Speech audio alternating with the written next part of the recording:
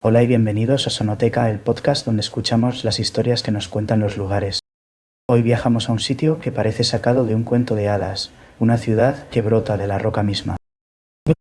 Imaginen un peñón escarpado, casi una isla de piedra, rodeada por el abrazo de un río, que actúa como un foso natural.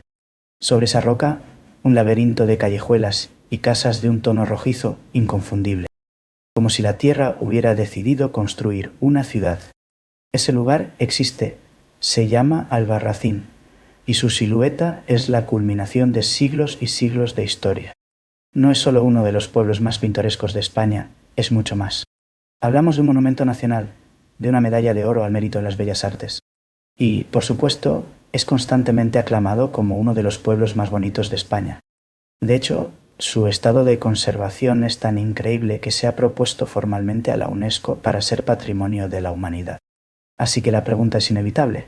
¿Qué fuerzas se aliaron para forjar y preservar esta joya medieval de una forma tan única? Hoy vamos a desentrañar el secreto del Albarracín, un viaje a su paisaje, a su historia y a su alma.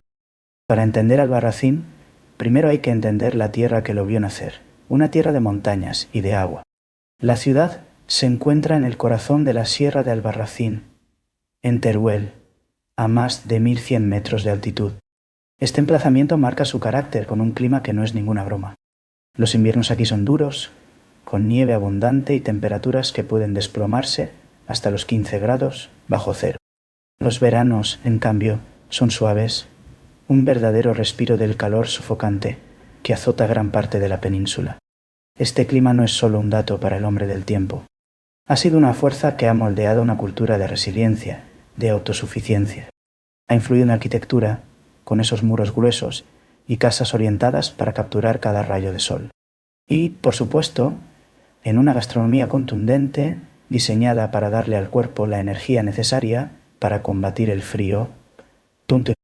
Pero aquí viene una de las grandes paradojas de Teruel, una provincia que a menudo asociamos con la aridez. La Sierra de Albarracín es un verdadero castillo de agua. Es uno de los nudos hidrográficos más importantes de toda la península ibérica. ¿Se lo imaginan? Aquí nacen algunos de los ríos más importantes de España. Aquí nacen algunos de los ríos más importantes de España. El Tajo, el Júcar, el Cabriel, el Jiloca y, por supuesto, el Guadalaviar, que más abajo se convierte en el Turia. Esta abundancia de agua en medio de un entorno aparentemente seco es lo que la convirtió en un punto estratégico a lo largo de la historia. Y si hablamos de estrategia, la ubicación exacta del pueblo es una obra maestra de la naturaleza. Albarracín se asienta sobre un promontorio rocoso, justo dentro de un meandro cerradísimo que forma el río Guadalaviar. Esta geografía le proporciona una defensa natural casi perfecta, con el río actuando como un foso inexpugnable. Este factor fue absolutamente decisivo para que pudiera desarrollarse como una fortaleza y mantener su independencia durante largos periodos. La forma alargada y estrecha del peñón obligó a la ciudad a crecer hacia arriba de forma densa y compacta. La lógica defensiva era clara. La fortaleza principal, el alcázar, en el punto más alto e inaccesible. La puerta de la ciudad, en la única zona, un poco menos abrupta. En las pendientes que caen hacia el río no quedaba otra que construir en vertical. De ahí nacen sus famosas casas colgantes, que parecen desafiar a la mismísima gravedad sobre la hoz del río. A pocos kilómetros de allí, el paisaje cambia y nos regala otra maravilla, los pinares de Rodeno. Aquí la geología es la protagonista, con unas areniscas rojas del Triásico que le dan nombre a todo. Lejeune ha esculpido esta piedra, creando un paisaje de fantasía con torreones, callejones y rocas con formas caprichosas. Y esta piedra, el Rodeno, no es solo parte del paisaje, es el alma constructiva de toda la región.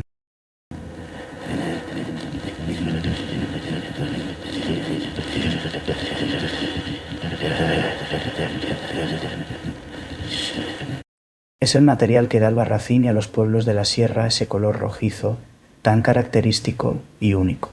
Pero estos pinares guardan un tesoro mucho más antiguo, un eco que resuena en la piedra desde hace miles de años. Hablamos de importantes conjuntos de arte rupestre levantino. Estas pinturas, que nos muestran escenas de caza y de la vida de nuestros antepasados prehistóricos, son tan importantes que forman parte del conjunto declarado Patrimonio de la Humanidad por la UNESCO. Fueron de las primeras en ser reconocidas como arte rupestre en toda España, lo que nos da una idea de su valor. Y si esas piedras hablaran, nos contarían una historia tan singular como su geografía. Que la historia de Albarracín no es la de una simple villa fronteriza. Es la de un microestado que, gracias a su increíble emplazamiento, consiguió mantener una independencia feroz y muy prolongada, primero como un reino de taifa islámico y después como un señorío cristiano único en la península. Las primeras huellas humanas son, como decíamos, esas pinturas rupestres. Más tarde, la zona fue habitada por celtíberos, los lobetanos. Los romanos también dejaron una huella monumental, un increíble acueducto del siglo I después de Cristo. Una obra colosal de 25 kilómetros, en gran parte excavada en la roca, que demuestra la importancia que le daban al agua de la sierra. Pero el giro decisivo en la historia de Albarracín llega con la caída del Califato de Córdoba a principios del siglo XI Penelpul. Una familia de origen bereber, los Banu Racín, estableció aquí un pequeño pero próspero reino de taifa independiente. Y de esta dinastía de los Banu Racín viene el nombre actual de la ciudad de los hijos de Racín. Este pequeño reino controló un territorio considerable y, a juzgar por los hallazgos arqueológicos, gozó de una vida cortesana muy refinada. Imaginen, se han encontrado cerámicas de lujo, alambiques para perfumes e incluso porcelana china. Esta independencia duró casi un siglo hasta que fueron anexionados por el Imperio Almorávid. Pero la historia de Albarracín siempre tiene un giro inesperado. En el año 1170, el territorio no fue conquistado militarmente por los reinos cristianos, como era lo habitual. Fue cedido a una familia noble de Navarra, los Azagra. Este hecho dio lugar a algo insólito, la creación del señorío de Albarracín, un estado cristiano soberano en la práctica, atrapado entre los poderosos reinos de Aragón y de Castilla. Su primer señor, Pedro Ruiz de Azagra, en un gesto de audacia increíble, se declaró a sí mismo vasallo de Santa María y señor de Albarracín. Se negó a rendir pleitesía a ningún rey de la tierra. Esta soberanía fue incluso reconocida oficialmente y perduró durante más de un siglo, una auténtica isla cristiana independiente. Finalmente, en 1285, la ciudad fue conquistada por el rey Pedro III de Aragón e incorporada a su corona. Pasear hoy por Albarracín es como leer las capas de esta historia petrificada. El acueducto nos habla de Roma. El nombre y los cimientos del Alcázar evocan a la taifa islámica. La catedral y las casas señoriales son el reflejo de la pujanza cristiana. Y sus murallas, con sus distintas fases, nos narran siglos de conflictos y defensas. Y es que la arquitectura de Albarracín es una lección magistral de adaptación. Su estilo único no es un capricho. Es la respuesta inteligente a los desafíos del terreno, a la necesidad de defenderse y a los materiales que la tierra ofrecía. El sistema defensivo es una fusión perfecta entre las construcciones humanas y la propia naturaleza. El río es el foso, los acantilados son la base de las murallas y las torres se sitúan en puntos estratégicos para un control visual absoluto. En el corazón de esta defensa hay un triángulo estratégico formado por 3 castillos. El Alcázar, en el punto más elevado, con su origen en la Alcazaba musulmana, fue el centro de poder de la taifa. La torre del Andador, la atalaya principal, vigilaba a larga distancia desde el punto más alto de la ciudad. Y la torre de Doña Blanca, una torre robusta que defendía el extremo sur del meandro. Estos 3 puntos estaban conectados por un impresionante recinto amurallado que fue creciendo con la ciudad. Aún se conservan portales monumentales como el de Molina o el del Agua, que era una salida de emergencia para los asedios. El patrimonio religioso también refleja esta historia en capas de... La Catedral del Salvador se levanta sobre una iglesia románica anterior y antes de ella una mezquita. En su interior guarda tesoros como unos valiosísimos tapices flamencos del siglo XVI. La iglesia de Santa María es la más antigua, del siglo XII, y tiene unos añadidos de estilo mudéjar preciosos. y el Palacio Episcopal, con su imponente fachada barroca, es hoy un activo centro cultural. Pero el verdadero encanto de Albarracín está en su entramado urbano, en ese laberinto de calles estrechas y empinadas. Las casas son un prodigio de la arquitectura popular. Se asientan sobre una base sólida de piedra, pero las plantas superiores son mucho más ligeras. Están hechas con un entramado de madera relleno de yeso y arcilla local, lo que les da ese color rojizo tan especial. El corazón social de la ciudad es su irregular plaza mayor. Ahí está el ayuntamiento del siglo XVI, con sus soportales y sus balcones de madera y forja. Y luego están las casas icónicas. Las casas colgantes, claro, asomadas al vacío, son el ejemplo más espectacular de adaptación al terreno. Y la casa de la Julianeta, posiblemente la más fotografiada. Construida en el siglo XIV en una esquina muy aguda, tiene una apariencia casi cubista. Pero Albarracín no es solo un museo al aire libre, es un lugar con un alma que se puede saborear. Su gastronomía es un archivo histórico comestible, una cocina de montaña, de resiliencia. La base son los guisos contundentes, como la caldereta de cordero o las sopas de ajo. Hay un plato muy especial, el gazpacho serrano o de pastor, que es una versión caliente elaborada con pan y carne, herencia de la cultura trashumante. La despensa de Albarracín es la propia sierra. Hay una carne de caza excelente, de ciervo y jabalí. Y, por supuesto, el ternasco de Aragón.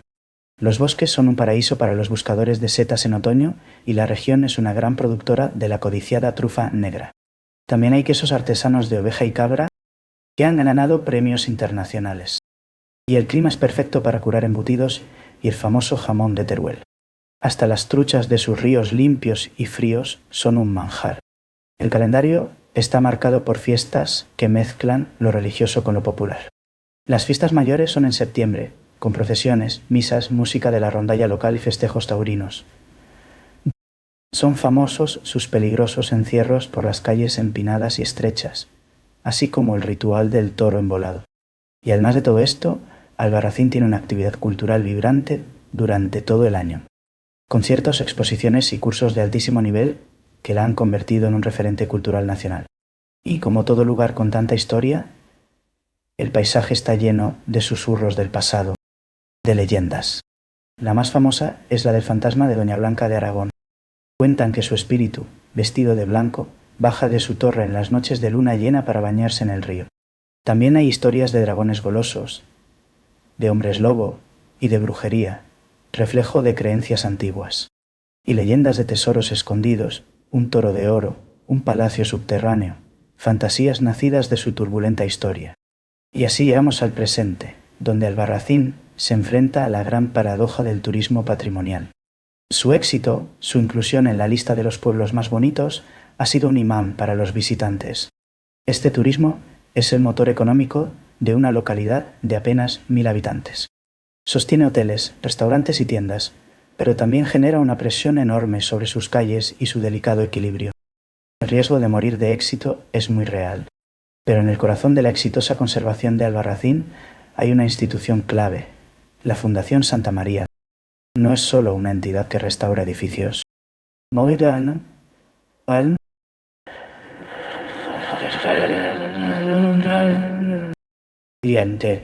Es un sofisticado gestor de todo el ecosistema patrimonial, un modelo de estudio en todo el mundo. La Fundación ha liderado restauraciones ejemplares, como la de la Catedral o el Palacio Episcopal. Gestiona las visitas a los monumentos y reinvierte los ingresos en nuevos proyectos. Es, además, el alma de la agenda cultural que mantiene viva la ciudad durante todo el año. Pero incluso la Fundación alerta de los peligros. La amenaza más preocupante es el desarrollo urbanístico previsto en las afueras, en la vega del río. Una expansión que podría dañar para siempre las vistas y el contexto histórico que hacen de Albarracín lo que es. La solución más lógica parece ser diversificar la oferta turística, animar a los visitantes a explorar los otros pueblos con encanto de la sierra, su red de senderos, los pinares de Rodeno. Aliviar la presión sobre la joya de la corona para que pueda seguir brillando. Albarracín es, en definitiva, mucho más que un pueblo bonito. Es un valiosísimo paisaje cultural histórico, un lugar donde la geografía, la historia y la cultura se tejen en un mismo tapiz. Su viaje desde fortaleza inexpugnable hasta faro cultural es una historia de inteligencia y resiliencia. Y por todo ello, por su valor universal excepcional, su candidatura a Patrimonio de la Humanidad no es solo una aspiración. Es la conclusión lógica a una historia absolutamente extraordinaria.